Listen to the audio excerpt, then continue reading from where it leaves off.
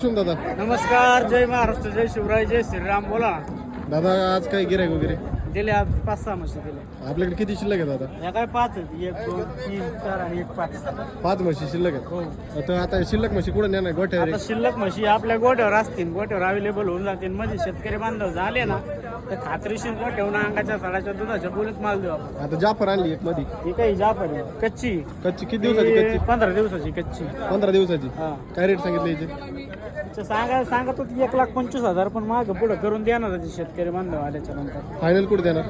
Final होते 10-15,000 माग पुढं. 10-5 जास्तीत जास्त. हा, लयत लय 10-15,000 माग पुढं करावंच लागते व्यवहार. म्हणजे एक 10ला फायनल होईल म्हणायचं. हा, होईन माग पुढं होईन. बरं बरं. आता ती पलीकडची ही 8 दिवसाची कच्ची. हिचं काय सांगितलंय?